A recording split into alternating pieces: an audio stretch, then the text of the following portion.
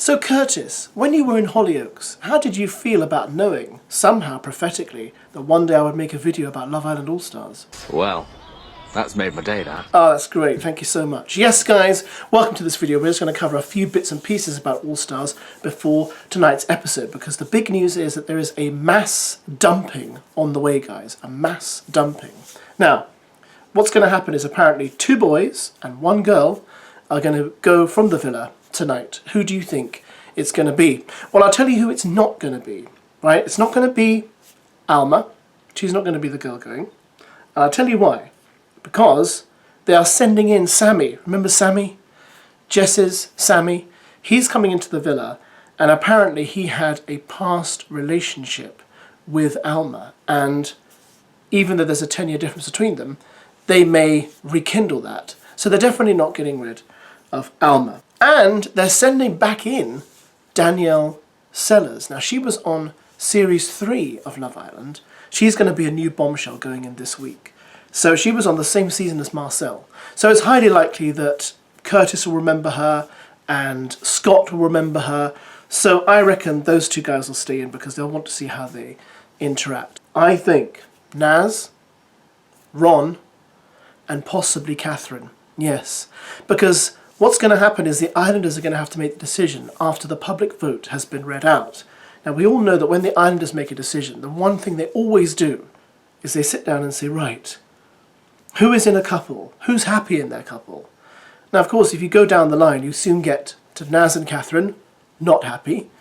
Ron, who is what? Is he with Harriet? That's a no-go. And, of course, Catherine with Naz, although not officially ended, not in another couple, either of them, so therefore vulnerable.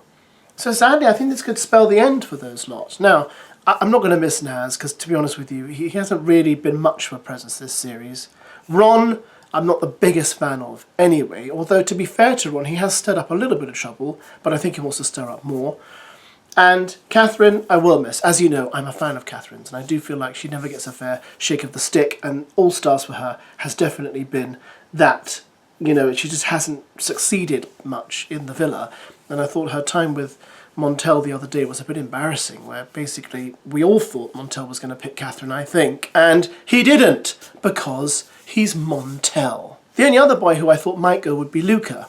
Not because he isn't succeeding in the villa, I mean he's kind of semi-succeeding, but because of his tears. I've been wondering whether his tears as of late have been actually to do with what's going on in the villa and his emotional state, or whether there's a mental problem behind it, whether something happened to him before he came into the villa that he's very upset about, because it just seemed a bit unusual that he would cry so much. I mean, I know we can all cry when we've done stuff wrong, or cry when things are perhaps not going well, but the way he was crying last night with Scott and talking about Scott saying, you know, I feel like you're my little brother, and I've never seen that relationship between Luca and Scott. I've never seen them being brotherly pals. So I was a bit confused as to why there were tears flowing there. So I'm wondering whether Luca's actually all right.